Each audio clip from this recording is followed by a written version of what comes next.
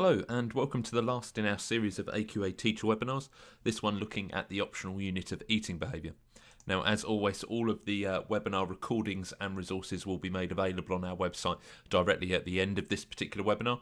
There's no more up-and-coming webinars to showcase at this particular stage. In the new year 2017, we're going to be focusing our attention towards the student webinars, so do ask your students to keep an eye on our Tutor to You events page to sign up to those webinars there. Now, in terms of this particular webinar, as always, we're going to have a quick run through of the specification to look at the new spec in terms of eating behaviour. We'll look at possible essay questions that could come up and then some areas to watch out for if you're teaching this particular unit. As always, what we'll do is we've provided you with 4 different activities that may help you to overcome some of the issues that students have faced in the past when taking this particular optional unit. Now, in terms of the specification, it's broken into various different areas. It starts with food preferences, where you look at evolutionary explanations, where you must also include reference to neophobia and taste aversion, the role of learning, including social and cultural influences, and I bolded those for you there. You then move on to the biological aspects, or the first part of the biological aspects, where you look at neural and hormonal mechanisms involved in the control of eating, and like before, students need to understand the role of the hypothalamus, ghrelin and leptin. You then look at biological explanations for anorexia as well as psychological explanations, and do watch out for psychological explanations because there's a lot of content to cover within that particular area. Slightly different this time around, you then look at biological explanations for obesity, and then you finish off looking at psychological explanations for obesity. So they've really sort of differentiated the spec this time around and made it really, really clear cut. And then, like previously, you do look at dieting, still looking at the success and explanations for the failure and success of dieting. So quite a big sort of topic area, but one that I've taught previously, and I think the students typically find it very, very interesting. I know that some schools don't always allow the teaching of eating behaviour due to the chance of someone suffering from an eating disorder in the classroom, but I'll let your sort of institutions make those decisions. But a very, very good unit if you do decide to go for it. As always, I've just outlined on the screen there for you so you can come back and look at this at a later date, where the sample assessment material questions have been sort of spread across the different topic areas within eating behaviour. Just want to draw your attention to the second sample assessment material, where AQA have included 2 8-mark essay questions, which is rather unique. They've done one on biological explanations of anorexia and then one on social learning theory as an explanation for anorexia, but a rather novel approach to include 2 separate 8 markers. I've not seen that yet in the sample assessment materials. There's also a 16 marker on psychological explanations of anorexia, and then also a 16 marker on biological explanations of obesity, which I've just highlighted on screen, so do watch out for those as well. As always, what I've also done is compiled a list of the sort of 20 to 22 possible essay questions taken from Exam Pro as well as the different textbooks, just so you've got sort of a slightly clearer picture in terms of the different essays that AQA could ask for this part of the course. Again, I just want to draw your attention and sort of highlight an area to watch out for, which is the psychological explanations of anorexia, because there are at least 4 different types of questions due to the different theories in that area that students could be asked. So they could be asked a broad question on psychological explanations, they could be asked more specific questions on family systems theory, social learning theory and cognitive explanations in particular. So do watch out, because as I say, that is a rather chunky, meaty part of the course there. Okay. So in terms of starting this evening's webinar, what we're going to do is look at 4 essay questions that have come up previously, so we can use the examiner's reports and the mark schemes from the old specification to really give us an insight into the types of areas where students have typically gone wrong when it comes to the eating behaviours topic. Okay, so 4 questions we'll look at. We'll look at discuss one or more factors that influence attitudes to food. We'll look at outline and evaluate the role of neural mechanisms in controlling eating. We'll then look at a question around the success and failure of dieting. And then last but not least, we'll look at a psychological explanation question, focusing in particular on that last one on the social learning theory aspect. Okay. So let's start with the attitude to food section. And the particular question that I'd like to focus on is this one. So discuss the role of one or more factors that might influence attitude towards food, 16 marks. Now, in terms of the examiner commentary, some points I just want to highlight for you is that weaker students typically list a series of points in questions like this. So they might say things like parents, peers, mood, media influences. And that list then steers them away from writing any real psychological meaningful content. So students need to really be sort of specific in the points they choose and make sure they're embedding psychology within them, not simply listing. And the examiner's report also says that there's many factors that students could discuss. So therefore the key to success in this particular question is that students make an appropriate selection and provide an accurate description. Now, one of the reasons I particularly like the eating behaviour chapter is because there are so many issues and debates that really lend themselves to this particular topic, and the examiner's reports also highlight these. So relevant debates for this particular question could include the nature versus nurture debate, free will versus determinism, and also a lot of gender issues that we experience with the psychological research into this area. So that's quite handy for them to point that out. So in terms of just summarising that, in terms of what we can learn, well, we know there's many factors that students could discuss, including things like evolutionary influences, early learning experiences and familiarity, neophobia, parental attitudes, weight concern, cultural factors, food industry, etc. So therefore the key to this question is that rather than simply listing the points, the students make an appropriate selection and provide an accurate description while linking their answer to that attitude in hand. As I've already mentioned, in terms of the AO3, there are nice issues and debates that fit in quite well here, including, or in particular really, nature, nurture, free will determinism and gender issues. So that brings us nicely onto our first activity, which we've called Give Me Some Attitude. This activity has been designed around the point that we've just covered, that there are many factors that students could discuss. And therefore what we want our students to be doing when answering questions on the attitudes is to make an appropriate selection and justify their knowledge, demonstrate really their psychological knowledge, okay? And that's the real aim of this task, is for them to show their knowledge. And in particular, I'm going to select the innate and evolutionary food preferences because this is an area that I think students often stumble on. And I think it's quite a nice one to get students to really sort of get to grips with in understanding how evolution can shape our future attitudes or potential attitudes toward food, okay? Now, the way this particular activity works and the way I've structured it is that you provide the students with 2 columns of information. In the left column, you've got a series of 4 pieces of evidence. In the right-hand column, you've got some explanation of that evidence. The first task of the students is to really match the evidence with the explanation. And this should start to get students thinking about how they can elaborate on their evidence to really sort of add depth to their answers, okay? You could either get them to highlight the different cells so that they match up, or if you want to do it as a sorting task, if you've got a bit more time, feel free to do so. What you're hoping with is that the students come up with something that looks like what I've just displayed on screen now, in terms of matching up the evidence on the left with the explanations on the right. Now that's just the first part. Once you're happy that the students have got that bit correct, the key part is this next part, whereby they rewrite the evidence and the explanation in the first 2 columns of this table. But more importantly, in the last column, they link the evidence and the explanation to the attitude towards food, which was the question we were trying to answer. So just to give you an example, we could have Grill and Norgem found that newborn infants showed an acceptance for sweet substances the first time they encountered a sweet taste. That's your evidence. We then need to develop that, the explanation. Well, this suggests that newborn infants are happy to ingest sweet substances at the moment or when they're born, and thereby demonstrating an innate, and I've put nature, response to taste of sweet substances rather than a learned response.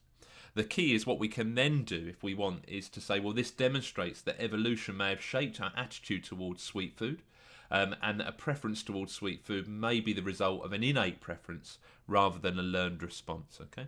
So you can see how we really clearly linked our evidence and our explanation to the question in hand there. The activity then finishes with a scenario that the students can apply their knowledge to, plus an extension topic around the nature-nurture debate if you really want to stretch your students and get them evaluating at this early stage. And that brings us on to the second of our topics. So we're going to now look at the neural and hormonal mechanisms. And the question that I'd like to focus on for this particular part of the course is outline and evaluate the role of neural mechanisms in controlling eating behaviour. Okay. Now again, there's certain points we can pick out in terms of knowledge and evaluation here, and it's the knowledge area again that causes students the most problem, and this is a tricky part of the course. It's certainly not easy, okay? In terms of hormones released from the stomach and the gut and fatty tissues, things like ghrelin, CCK and leptin, What students need to be acutely aware of is that these aren't neural mechanisms, and therefore research into these different hormones actually isn't really answering the question about neural mechanisms. Okay, and that's really, really important. On top of that, weaker students often find the dual center model or theory particularly difficult, and when they focus on the hormonal mechanisms, they don't link them to the neural part, the brain part of that. Okay, so there's a couple of points within this that if students are going to use the hormones of ghrelin and leptin, which are named on the specification, they must be linking them to the hypothalamus explicitly. And really, we need to make sure our students are much more familiar and comfortable with the dual center model. Okay. Again, as before, and quite handy that the examiner's reports and mark schemes have highlighted particular issues and debates that work well here. Because it's a biological aspect, we could use biological reductionism. There's a lot of animal research we can talk about here, so that we can also bring in ethics of animal research, although that's quite a tricky point. And again, the free will determinism argument comes in quite nicely here. So in terms of what we can learn, the key is that neural mechanisms concern the brain and the nervous system, and therefore answers really should be focusing on the role of the hypothalamus. Linked to that, if students are going to use these peripheral hormones, in particular ghrelin and leptin, they must link it to the neural mechanism involved, thereby linking it back to the hypothalamus. And that leads us nicely onto our second activity, which we've just titled Neural and Hormonal Mechanisms, and a really important activity if we want to make sure our students are comfortable with this part of the course. Okay. And the key is really to make students familiar with the dual center model, but more importantly, to give them an opportunity to use these peripheral hormones, but linking them to the neural aspect of the biology, so to speak. Now, there's a couple of ways you can deliver this particular activity. You could go with a very, very sort of simple diagram, like I've portrayed on screen there, and give the students the bullet points at the top of the diagram and ask them to see if they can work out the eating response. Unlikely they're going to do that first time on their own, so you may want to guide them and model that first of all.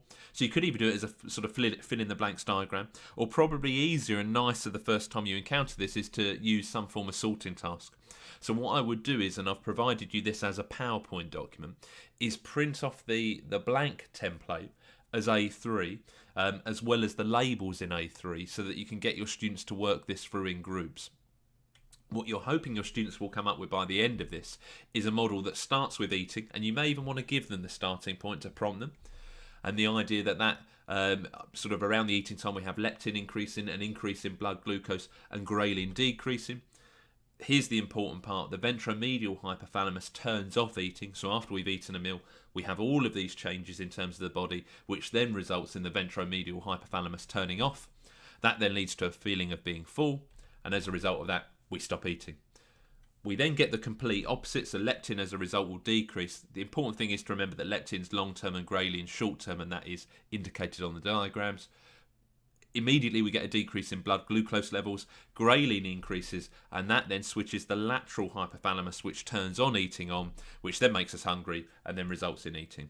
Many ways you could deliver that particular task. It's important that your students get the diagram correct for the next part of the course, even if they don't fully understand it to begin with. Okay, you need a starting point for this particular lesson. What then builds on from that is a summary that we've put together for you, whereby the students then need to use their diagram that they've just created, whether it's the fill in the blanks or the sorting task version, to use the diagram to actually complete this answer of the outline to the question, outline and evaluate the role of neural mechanisms. Okay, so you've got the outline there. It's very, very long, but the idea is we're covering all of the key areas. So we're covering the short term and the long term with the ghrelin and the leptin, and we're also explicitly mentioning the role of the hypothalamus. Okay, it's far too long, and that's important, and that's why we've also done it as a fill in the blanks to begin with. Once you're happy that your students have got the key terms put in there and the answers are there on screen for you, the next key stage, and this is really important, is to tell your students that that outline was nearly 300 words long. It was 294 words to be exact, and there's no way they could write an outline that long in their essays, and therefore it's important for them to practice reducing it down while making sure they keep all of the key elements, so the role of the hypothalamus, ghrelin and leptin if possible, and writing it in 150 words or less. If you want to be really cruel, you get your students to do it in 6 minutes only, because that's roughly how long they would have in the exam to write that outline, okay? So you've got 3 different activities there that should hopefully sort of help you shape some lessons around the role of neural and hormonal mechanisms. Moving on from that, we're going to move on to the third area, which is dieting. And for this particular area, I want to focus on this question. Discuss explanations for the success and or failure of dieting. Again, another 16 marker. In terms of what we can pick out in for this particular question, the examiner said that weaker answers typically demonstrated little understanding of the models outlined and tended to introduce irrelevant and often very anecdotal evidence, which is a danger with this part of the course. And the theories that students could include are Polivi's work on the restraint model, which was of course then developed later into the boundary model. It could be Nisbet's biological and genetic theory of a weight set point theory. Okay, they can even use, I would personally avoid this one, the theory of planned behaviour, which comes up in addiction as well as an additional one, but I would stick with the first two. Yet again, the examiners have highlighted a whole host of issues and debates that the students can include, but for now we're going to focus on the knowledge. So in terms of what we can learn from this particular question, students need to understand the different models outlined and be able to draw on key psychological theory and research. And the key theories that they really want to be talking about are these two. So Polivi's work on the restraint model, which was developed into the boundary model, and Nisbet's biological theory of weight set point theory. Okay. I'll leave theory of planned behaviour there. It is one that the students could use and gain credit for, but I would avoid it because it's not a named one in the specification. Now that brings us nicely onto activity 3, which we've called the daily diet. And it's a really, really simple activity, this one. And it really is, the aim of this activity is just to help students apply their knowledge of the different theories to a really sort of real life problem, a real life issue, okay? Now the way it starts is we provided a sort of a fake a news article that the students can read, and the first task is for the students to read the news article and highlight or annotate the things that they think will be useful to the different theories that they've studied so far when it comes to the success or failure of dieting. So they might spot, for example, in the final paragraph, it says that fad diets encourage people to reduce the amount of food they eat significantly, which leads eventually to the what the hell effect. The idea is that you're then going to give your students a sort of application style question. Now this particular question isn't like one they would probably get in the exam, but it's a really nice one to get them to apply their knowledge to that extract. And you want them to answer this question. So the news article suggests that diets fail because people restrict their diet too much or try to restrict their diet. Use your knowledge of restraint theory, the boundary model and disinhibition to explain this view. If you wanted to put a mark to this question for assessment purposes, I would suggest going with, say, a 6-mark question, but a really nice question just to get them applying their knowledge of the different theories back to a sort of real life source, okay? If you want to bring this activity to life a bit more, what you can do is ask your students to actually bring in some articles that they've researched online. So you can ask them to Google search the terms diet, weight and gain, for example, print off 3 different articles, and then they can use that to explore the common themes and explanations in class of why diets fail. If you then want to link that into research methods, you could also do that by getting the students to conduct some form of content analysis and compare their findings between groups. And again, they can then link the themes that they've discovered to the ideas of restraint theory, boundary model and disinhibition again. So a nice way of embedding some Year 2 research methods into that part of the course. The final part, or the final question I'd like to focus our attention on is biological and psychological explanations of eating, and in particular we're going to focus on the psychological aspect. So the question that's come up previously was this one: outline and evaluate one psychological explanation and one biological explanation of one eating disorder. Okay. Now in terms of this particular question, the examiner said in terms of psychological explanations, the answers outline social learning theory and often things like the influence of parents and peers and the media, but they often tend to lack detail around the social learning theory processes involved. And I've mentioned this in other webinars. Because students typically know social learning theory, or think they know social learning theory, there is a danger that they write about the theory very generically but fail to apply it to the topic in hand, in this case eating. Okay. I've also mentioned this point in webinars previously, that there is often confusion in relation to twin studies and the use of non-human animals. And if you're after an activity that really helps students understand the logic behind twin studies and the results behind twin studies, take a look at the aggression webinar where we've got an activity called Explaining Twin Studies, which will apply really, really nicely to this topic as well. So in terms of what we can learn from this part of the course, students obviously need to understand the link between social learning theory and the specific processes involved in eating disorders, okay? And lastly, students need to understand and interpret twin studies, and I've signposted an activity in the aggression webinar that will help you there. So this brings us on to the very last of our activities, which is a Thinking Skills Bingo PowerPoint game, which will be perfect for this part of the course, and I'll explain why.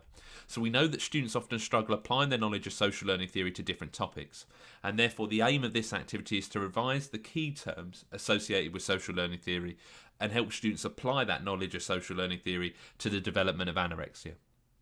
Now, the way this particular activity works is you provide your students with a Thinking Skills Bingo grid, a 3x3 grid, and you ask them to write the 9 most important key terms they can think of related to social learning theory in the grid, okay? And the importance is that it's the 9 most important terms that they believe, okay?